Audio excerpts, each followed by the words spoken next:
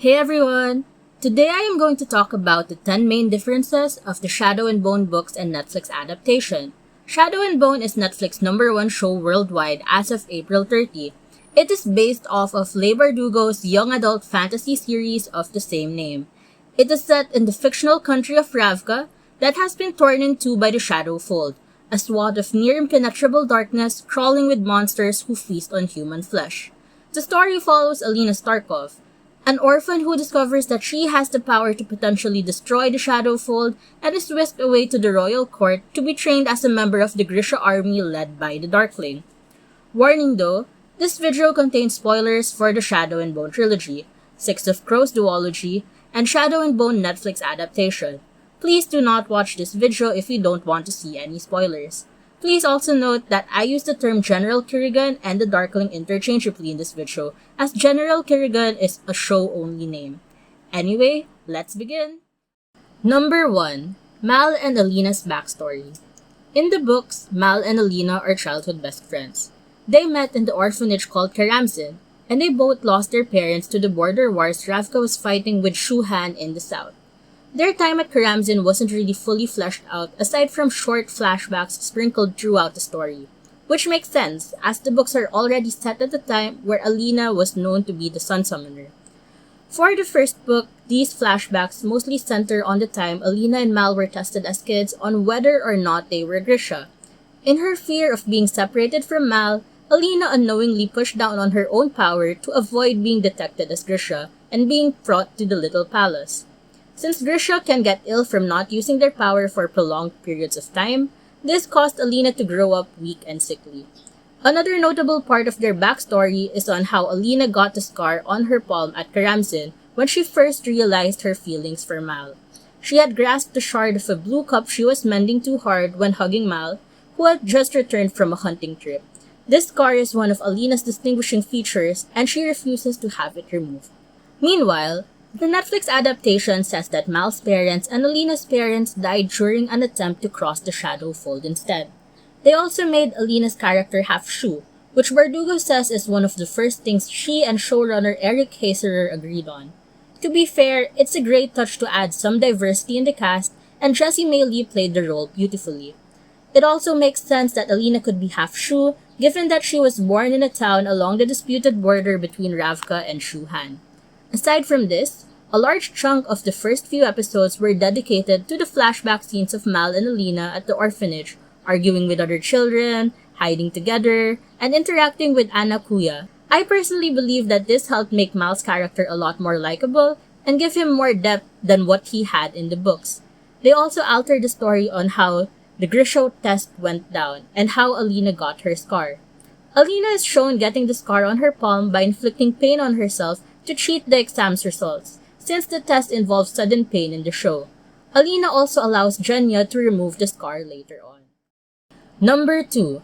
Alina's first crossing of the Shadow Fold. The first book starts with Alina's point of view as her regiment arrives at this town called Traverse, with the intention of crossing the Shadow Fold with the rest of the cartography team. She was anxious about the crossing, but somewhat resigned to it already. Mal and the other trackers on his team were also supposed to go with them. All hell breaks loose pretty quickly once they are in the Shadow Fold as they are attacked by Volcra. Alina's friend from the cartography team, Alexei, actually gets carted off by Volcra, and it's heavily implied that he dies in the process. Mal gets attacked as well, Alina tries to save him, and she manages to summon sunlight as she gets caught up in some twisted form of tug-of-war between Mal and the Volcra. The Netflix adaptation changes this drastically. They only find out that Mal would be asked to cross the Shadow Fold once they're at the encampment beside it already. Alina wasn't supposed to cross the Shadow Fold at all. When she fails to talk Mal out of going, she burns the cartography team's maps and records of West Ravka in secret, so she can volunteer to come with him. Her superiors learn about the destroyed documents and instead decides to send the entire cartography team across the fold to redraw them. They still get attacked by the Volcra once they're in the fold. If you think about it, burning the documents is a douche move on Alina's part because she unwittingly sends a bunch of her cartographer friends to their deaths. Anyway, Mal still gets attacked, Alina still tries to save him, and she still ends up summoning sunlight. Instead of being carted off by Volcra though, Alexei manages to jump off the skiff, and Alina's sun summoning stint allows him to pass safely into West Ravka. Number 3. The Crow's Heist in Ravka. Kaz, Inej, and Jesper are all protagonists of the Six of Crows duology, which is Bardugo's second series set in the Grishaverse, which is set years after the events in Shadow and Bone. These books are about this incredibly complex and deadly heist that this crew manages to pull off. Kaz and the rest of the crew have no involvement whatsoever in Alina's story in the books. However, we knew as early as October 2019 that these characters would be incorporated into the show. It was just a question of how. The Netflix adaptation manages to tie these characters into the plot through Alexei's survival. After crossing into West Ravka, he appears to have been kidnapped and is brought to the merchant named Dreesen in Ketterdam. With the help of Kaz scheming, they manage to get information from Alexei about the existence of the Sun Summoner. This becomes the main heist for Kaz, Jesper, and Inej. For 1 million Kruger, they have to bring Alina back to Dreesen. This storyline allows the introduction of show-only characters such as Arkan Visser or the Conductor, who helps smuggle them past the fold and into Ravka. Of course, there is also the fan favorite Milo the Goat, who they take with them in their journey across the fold. I never thought I'd envy a goat, but that lucky goat has been held by Kaz Brecker. Despite these changes, the show tries to stay true to the Crow's characterization in the books with the exception of Kaz. Many fans have brought up that Kaz in the show appears to be a lot more coy, mellow, and borderline cheesy. His schemes also appear to be a lot less detailed and well planned out. In contrast, book Kaz is a lot more ruthless, calculating, amoral, meticulous, and less prone to showing feelings. Sure, he still likes Inej, but this boy takes the term tsundere to an entirely different height. I personally agree with some of the fans' assessments that the showrunners did this probably to make Kaz more likable to the non-readers, and perhaps to highlight how his character may grow more cunning down the line. I think a lot of people are looking forward to seeing Kaz's complex schemes and backstory be brought on screen in the future. Number 4. Morozova's stag and amplifiers. In the books, amplifiers often come in the form of animals, although there are some living human amplifiers like the Darkling. To obtain one, the Grisha must be the one to kill the animal, and the amplifier is made from animal parts like its bones. A Grisha can only have one amplifier in their lifetime, and it's usually the more talented Grisha like Ivan and Zoya who gets them. He is the one who tells her that Morozova's stag, a creature from Ravkan folktales, is actually an amplifier. The Darkling then orders that the stag be hunted down to be used as Alina's amplifier. The other Morozova's amplifiers are not hinted at or revealed until the second book of the trilogy. These amplifiers were created using the finger bones of Ilya Morozova, aka the Bonesmith. The adaptation does things a lot differently. Alina dreams of the stag since childhood, and even more often once she's already in the Little Palace, but she has no idea of its significance. In episode 3, the Apparat is the one to reveal the existence of amplifiers to her. He explains that these are animals made by Morozova, aka the Bonesmith, using his own finger bones through Merzost, or black magic. It is then revealed that the stag is one of Morozova's amplifiers, and it's implied that there are more out there. After this reveal, the events play out relatively the same as the Darkling still orders that the stag be hunted down. Number 5. Nina and Matthias' story. Nina and Matthias are also protagonists of Leigh Bardugo's Six of Crows series. While they also have no involvement in Alina's story in the books, the showrunners managed to integrate them into the adaptation by using their backstory from Six of Crows, which begins with Matthias' group capturing Nina. The only difference is the circumstances of the capture. In the books, this happens while Nina is on a mission to recruit more Grisha as part of Ravka's second army, years after the events of Shadow and Bone. In the show, the Conductor has Nina as his contact who was supposed to help them smuggle Kaz, Inej, and Jesper into the Little Palace to get Alina. However, she gets captured by Matthias' group before she meets the Crows. Matthias is part of the Driscoll, a military force from the country of Fjorda, who hunt down and kill Grisha as they are, quote-unquote, unnatural. Nina and Matthias' story in the show plays out the same as their backstory in the Six of Crows books. The boat they are on capsizes during the storm, but they manage to survive by helping each other get to shore. In their journey across the freezing wastes of the country of Fjorda, they manage to overcome ingrained prejudices and become something more. That budding romance is crushed when the pair is surrounded by a group of Grisha from Ravka, who knocks out and threatens to kill Matthias. In an attempt to save his life, Nina accuses Matthias of being a slaver in front of the ship captain from Kerch, who is hunting down slavers. Not wanting any international conflict between Kerch and Ravka, the Ravkans back down and Matthias is arrested. Number 6. General Zlatan and the West Ravkan storyline. The existence of General Zlatan is something that was invented solely for the show. General Zlatan is a West Ravkan general who is leading the calls for West Ravkan independence. He actually makes some interesting points. West Ravka has nothing to gain from East Ravka. If anything, East Ravka is dependent on West Ravka as it is otherwise cut off from the rest of the world. They are at war with Fjorda to the north and Shuhan to the south, and are bordered by the impassable Sukhorzoy Mountains in the east and the Shadow Fold to the west. On the other hand, West Ravka still has access to its ports to the True Sea, which allows them to trade with other countries like Kerch and Novi Zem. Zlatan plots the Sun Summoner's assassination with the conductor, mainly because Alina destroying the fold would not help the West Ravkan cause at all. The conductor gets caught and ends up revealing everything to Kirigan. This gives General Kirigan further motive to push the Shadow Fold into the West Ravkan town of Novokhribirsk during the last episode. Number 7. Events at the Winter Fete. The events at the Winter Fete were much more straightforward in the books versus in the show. To be fair, that's what happens when you add 4 extra characters to these events. The sequence of events in the books looks a bit like this. Alina performs at the Winter Fete with the Darkling. Alina and the Darkling make out after the Winter Fete. Alina returns to the little palace alone and runs into Mal. Alina and Mal argue about their letters to each other, which neither has received. Alina runs into Bagra, who is revealed to be the Darkling's mother.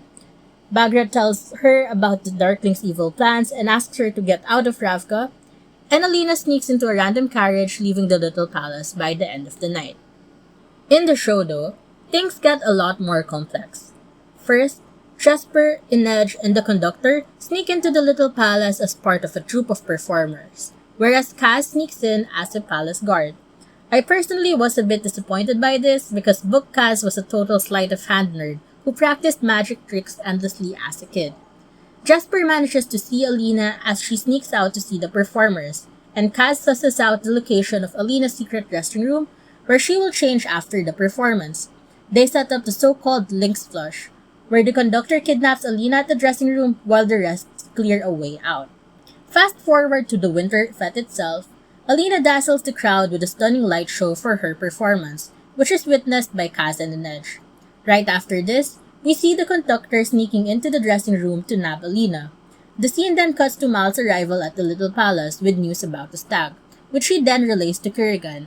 However, he refuses to give the exact location of it on the map without seeing Alina first. This news reaches Bagra, who is horrified at the thought of Kirigan finding the stag. We then go back to the dressing room, where the conductor is revealed to be in cahoots with General Zlatan and is caught in the process of murdering Alina's doppelganger. Kaz has foreseen this betrayal and has set up the plan to have the conductor caught in the act. What he doesn't foresee is General Kirigan swooping in to offer the real Alina flowers when he is about to kidnap her. Some Grisha grow suspicious about Kaz and Inej, but they are able to fight their way out with Inej making her first kill.